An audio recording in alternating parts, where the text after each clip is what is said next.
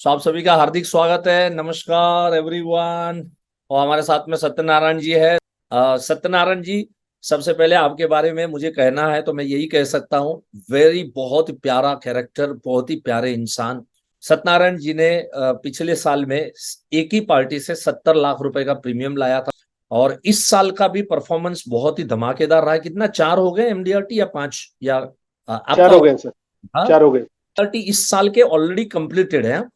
मतलब 4 MDRT already completed है। Yearly count करेंगे तो मेरे हिसाब से टीओटी तो हो ही गया है। चलो, तो हमारे साथ में सत्यनारायण जी है। जी, आईयू से कब से कनेक्टेड है? 2009 से सर। 2009 से। लेकिन आज 2009 से लेके 2023 तक कंटिन्यूस, मैं कह सकता हूं विदाउट एनी ब्रेक। इवन अभी मेरा कैलकाटा में कॉर्पोरेट कोर्स चल रहा है। He is one of the participant of corporate course, जबकि मुझे लग रहा है कोई जरूरत नहीं है। बहुत कुछ आता है, बहुत कुछ सीख लिए, बहुत कुछ इंप्लीमेंट कर रहे हैं। खाली सीखा नहीं है, इंप्लीमेंट कर रहे हैं, तगड़ा तगड़ा प्रीमियम उठा रहे हैं। एक क्लाइंट को एक साथ मेरे को ट्रेन में मिले हुए थे, तो मैं ट्रैवल कर रहा था। तो एक सिटी से दूसरी सिटी में मैं ट्रैवल कर रहा था। वो साहब से हम लोग 3 टायर एसी में थे। तो वो जो है कि अपने गंतव्य स्थल पे उतर गए तो फिर मेरे को थोड़ा और आगे निकलना। अचानक से वो किट जो है ना, अपना सेविंग किट जो होता है, वो किट छूट गया था उनसे। और फिर मैं उतर के देखा कि उनको चिल्लाया तो देखा कि काफी आगे निकल चुके थे वो, तो शायद उनको सुनाई नहीं दिया। मैं बोला ठीक है, चलो कोई बात नहीं, अपने बैग में रख लिया। फिर 1 साल के बाद मुझे उसी प्लेस पे जाना पड़ा, मतलब जाने का मौका मिला। तो किट में संभाल के रखा हुआ था। तो एक बार उनको फोन किया कि सर मैं ऐसे ऐसे मिलना चाह रहा हूँ। तो बोले कि वो अच्छा अच्छा अच्छा ठीक है, हाँ आइए मेरा दुकान पे आप आ जाइए। तो मैं गया उनसे दुकान पे मिलने के लिए। तो देखा कि बहुत बड़ा उनका मॉल था। ओके, जैसे बिग बाजार जैसा मॉल होता है वैसे बहुत बड़ा मॉल था। तो फिर मैं गया, बोले कि सर उस दिन आपसे मुलाकात हुई थी लेकिन आपका सेविंग किट रह गया था। बोले अरे यार कमाल है, आपने इतना संभाल के रखा है इस चीज को। तो क्या है कि वो सेविंग किट उनका बहुत प्रिय था। वैसे कुछ एक होते हैं ना, जैसे हमारे एक वही शर्ट हमें बहुत अच्छा लगता है, जो कि जो पसंद होता है ना, हम बार बार पहनना चाहते हैं। वही पैंट हमें बहुत पसंद आता है, जो कि हम मतलब बार बार उसको पहनना चाहते हैं। ओके, तो कुछ इस तरह का उनके सेविंग किट के साथ उनका कुछ अटैचमेंट था। सो पता नहीं है, लेकिन उनको अच्छा लगा ये चीज, ये केयरिंग जो है। तो फिर बोले कि भाई साहब आप क्या करते हैं। तो फिर मैंने अपना परिचय दिया। बोले कि ठीक है कोई बात नहीं, तो कभी बैठेंगे। तो इस तरह से बातें होते होते होते अचानक से एक बार पता चला मुझे कि उनका करीबन 12 इस तरह से बहुत बड़ा स्टोर्स है। और एक तो इतना बड़ा मॉल है कि कम से कम 4 स्टोरेज का मॉल ही था उनका। तो फिर मैंने एक अच्छी प्रपोजल दी उनको, जो कि हम लोगों ने आई में सीखा था। तो एक कॉन्सेप्ट के ऊपर मैंने बात की उनको, की मैन इंश्योरेंस के ऊपर मैंने बात किया, तो उनको बहुत अच्छा लगा। तो वो करीबन 4 करोड़ का ऑलरेडी किसी बैंक से लोन लिए हुए थे। तो बोले कि मेरा तो अभी मैंने इतना बोरो किया हुआ है, तो अभी इतना इतना मैं कर पाऊंगा कि इसका प्रीमियम भी इतना आ जा रहा है। तो मैं बोला सर ये आप प्रीमियम को बात कर रहे हैं सर, आप मैंने देखा कि सर इतना बड़ा मॉल है। सर आपने देखा आपने मॉल में सीसीटीवी कैमरा भी लगाए हुए हैं। बोले हाँ हाँ बिल्कुल, उसमें तो लगाना ही पड़ेगा ना। तो फिर मैंने देखा कि सब, मैं जब आ रहा था मेरा बैग आपके सिक्योरिटी वाले ने ले लिया। तो बोले हाँ वो एक सिक्योरिटी वाला एस्पेक्ट है ना, तो वो रख लेते हैं ताकि और उसके साथ में अलग से एक थैला देते हैं कि आपको अंदर से जो भी शॉपिंग करनी है। तो बोले कि कितने सारे सिक्योरिटी हैं। तो बोले इसमें मैंने करीबन 35 एक सिक्योरिटी। बोले कि क्या सर। तो एक ना स्टोर में इतने सारे आइटम्स है, इसको वैल्यूएबल आइटम्स को भी अच्छी तरह से सुरक्षित रहने के लिए कितना बड़ा प्रीमियम दे रहे हो सर आप। बोले क्या मतलब। मैं बोला सर एक सीसीटीवी कैमरा लगाया हुआ है, आपने इतने सारा खर्चा कर रहे हैं। ओके, उसको भी स्टोरेज करते होंगे, उसको भी कोई टेक केयर कर रहा होगा, उसके लिए भी स्टाफ आपने अपॉइंट किए होंगे। बोले हाँ हाँ, वो सब हम थोड़ी ही देखते हैं, उसके लिए सब कुछ अपना सिस्टम बनाया हुआ है। तो मैं बोला सर वही तो बात बताने जा रहा था कि सर आपने सीसीटीवी कैमरा लगाया हुआ है, ये सिक्योरिटी साहब फिजिकली उनको अपॉइंट किया है, 35 स्टाफ को आपने अपॉइंट किए हुए हैं, और इतना सारा ऑलरेडी आपके स्टोर में ऑलरेडी स्टाफ है। ओके, वो भी ध्यान दे रहे हैं। ओके, इसके साथ में जो है कि मैंने देखा कि 3 तरह के आपके जब स्टोर बंद होते हैं तो 3 तरह के लेयर है। तो जिसके जहां पर आपका चेक पॉइंट्स है, मतलब आप ताले लगाते हो, प्लस आपका कुछ डिजिटल लॉकर भी है, इस तरह से कुछ है। बोले हाँ हाँ वो सब करना पड़ेगा। बोले सर कि जो चीज जो है कि आपने क्रिएट की, उसके लिए आप इतना ध्यान रख रहे हो, तो आपको खुद को लिए कितना ध्यान रखना चाहिए सर। आपको नहीं लगता सर, आपने इतना बड़ा एम्पायर खड़ा किया है तो उसको ज्यादा ध्यान रखने की जरूरत है, ताकि आप ऐसे और ज्यादा स्टोर को खड़ा कर सके। तो बोले क्या मतलब आपका? मैं बोला कि सर बैंक ने फाइनेंस किया है, आपने 4 करोड़ का आपका लोन मिला है। ओके, तो किसके लिए मिला पता है? तो बैंक को किस पे इंटरेस्ट है? बैंक को आपके आपके दुकान पे आपके तरक्की में इंटरेस्ट नहीं है सर, बैंक को अपने इंटरेस्ट के ऊपर इंटरेस्ट। बोले हाँ वो तो बात सही है। ओके, तो मैं बताऊं सर, आपको यही कहना चाह रहा हूँ सर कि मैं HLB होता है sir, human life bank. Okay, मैं ये चाह रहा हूँ सर कि आपके वजह से आपने 12 स्टोर बनाए। ओके, उसमें से ये जो स्टोर है ये बहुत बड़ा मॉल की तरह है, और ऐसे भी बहुत सारे और आने वाले समय में आप खड़ा करने वाले हो। तो आपको ऐसा नहीं लगता कि एक बैकअप प्लान भी होना चाहिए, ताकि कल को कुछ अनहोनी होती है तो जो भी फैमिली है, बच्चे तो आपके छोटे हैं सर, अभी फॉरेन में पढ़ रहे हैं। ओके, तो उस समय पे जो है कि आपको फैमिली को इतना एक इक्विवेलेंट अमाउंट मिले, ताकि वो फाइनेंशियली सिक्योर्ड हो। ओके, किसी के ऊपर उनको आश्रित नहीं होना पड़े। बैंक वाले जो है कि अपने पैसे को, बोरो किए हुए मनी को रिकवरी करने के लिए नहीं आए, ताकि वो सक्षम हो कि आपके मिले हुए पैसे से वो अच्छी तरह से रिकवर, मतलब पैसे को रीपेमेंट कर सके, और प्लस फाइनेंशियली और ज्यादा स्ट्रांग हो जाए। और जो है कि जो जानकार लोग हैं, ओके, उस तरह से लोगों को अपॉइंट करके इस बिजनेस को और आगे लेके जा सके। तो उन्होंने, उनको कुछ अच्छा लगा, इसमें वैल्यू मिली, उनको लगा कि नहीं बात तो सही कर रहा है। तो उस वक्त हम लोगों ने कम से कम 30 करोड़ का प्रपोजल दिया था उसको। लेकिन 30 करोड़ का प्रपोजल अलग दिया था हमने। तो जब MHR की बात आई, तो ये अलग डिवीजन का केस था।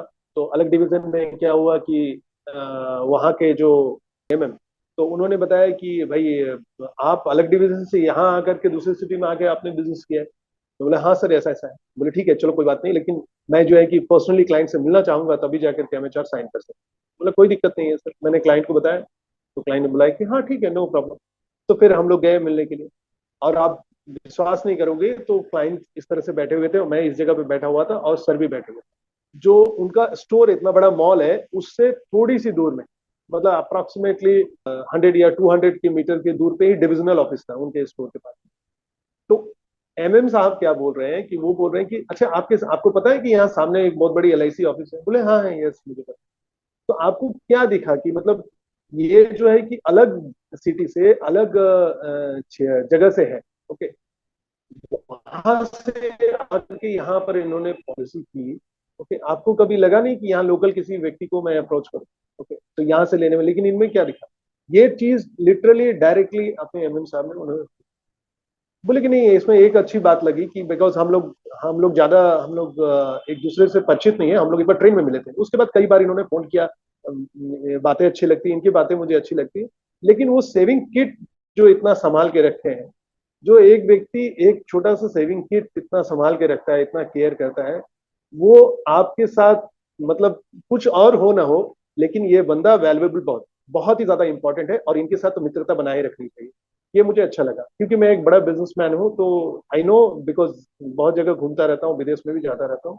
तो हर लोगों से मिलना होता, हर तरह के लोगों से मिलना जुलना होता है, उठना बैठना होता है। तो लोगों की थोड़ी बहुत परख है मेरे, ऐसा उनका कहना था।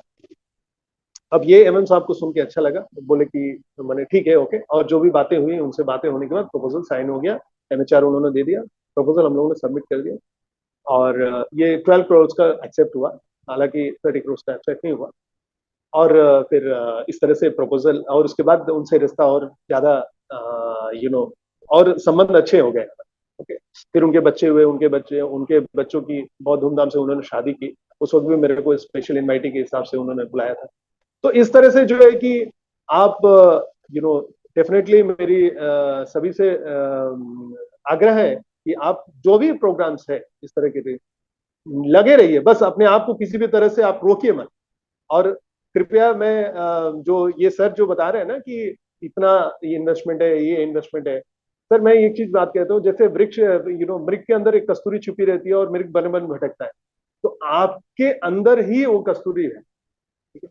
आप आने वाले समय में कितना बड़ा धमाका करने वाले हो, कितने COT करोगे, कितने DOT करोगे, आपको इस बात का अंदाजा बिल्कुल नहीं।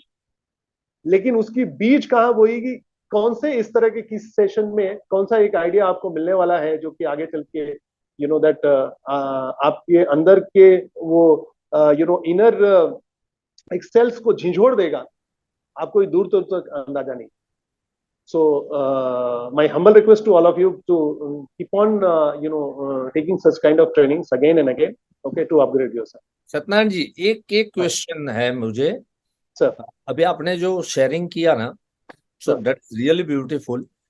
लेकिन एक कॉमन ऑब्जेक्शन जनरली लोगों के माइंड में होता है, एजेंटों के माइंड में होता है, सर। और ये नो डाउट मुझे पता है सब, लेकिन आप जरा इनको बताओ क्या है?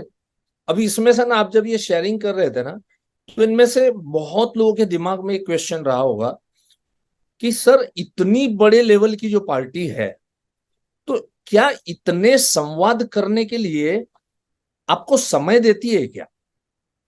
आपने जो संवाद किए ना, बहुत ही पावरफुल संवाद थे, राइट, नो डाउट, सारे के सारे अपने कोर्सेस में से आइडियाज लेके आपने संवाद किए। लेकिन एक बड़ी जो पार्टी होती है ना, अब कोई बड़ा मॉल का मालिक है, बिल्डर है, बहुत बड़ा रईस आदमी है, 100 200 500 1000 करोड़ की मालिक की आदमी है, उसके सामने इतना इस तरह से बैठना, इस तरह का रेपो बनाना, इसमें कितना समय जाता है वो बताओ। क्योंकि इनको ये नहीं सर लगना चाहिए कि यार हम पता नहीं, हम मतलब हम बात करने के लिए वो टाइम भी नहीं देता है, हमारी सुनता भी नहीं है। तो ये ऐसे ही कभी नहीं होता, याद रखना, आप सबको बोल रहा हूं। इसके लिए ये पार्टी, इस लेवल की पार्टी सत्यनारायण को ध्यान से सुने, इसके लिए सत्यनारायण कितना समय लगाता है और क्या क्या करता है, वो मेरा 5 साल प्रश्न। लगे हैं सर।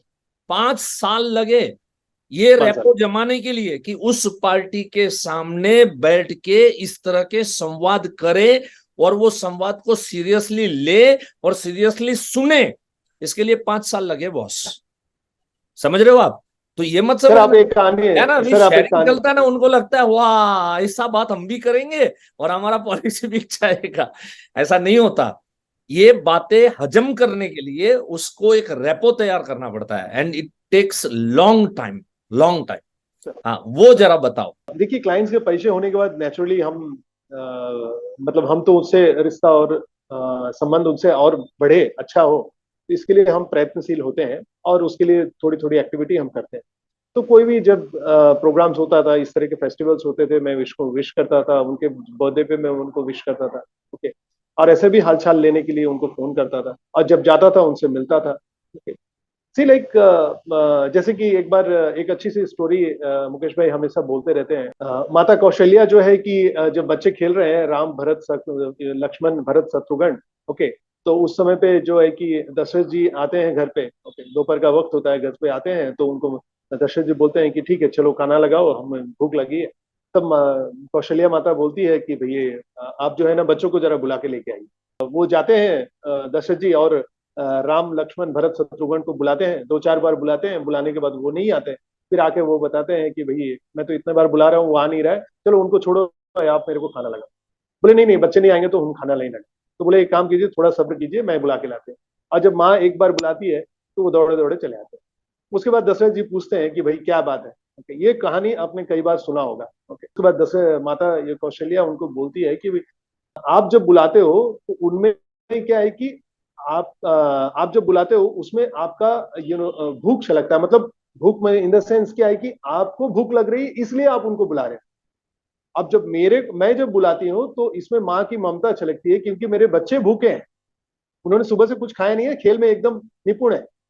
तो इसमें जो है कि उनको वो माँ की ममता दिखती है, इसीलिए वो दौड़े दौड़े चले आते हैं।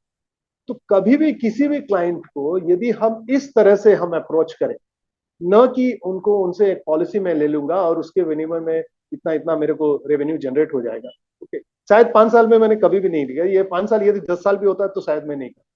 और ये चीज क्या है कि मेरे को बहुत साल लगे, आईयू से लगातार डिफरेंट कोर्सेज सीखने के बाद लगा कि ये रियल सीक्रेट है सेल्स की, न कि कोई एक मैंने आइडिया दे दिया, कॉन्सेप्ट दे दिया। एक अच्छे संबंध की बुनियाद यदि हम बना लें, उसके ऊपर तो बिल्डिंग बहुत बहुत बड़ी बिल्डिंग आप खड़ी कर सकते हैं, और वो इमारत जो है ना बहुत लंबी चलेगी। बहुत ही उसका बुनियाद यदि मजबूत हो। ओके, उसकी बिल्डिंग तो डेफिनेटली बहुत मजबूत होगी, और उसकी आयु भी बहुत लंबी होगी।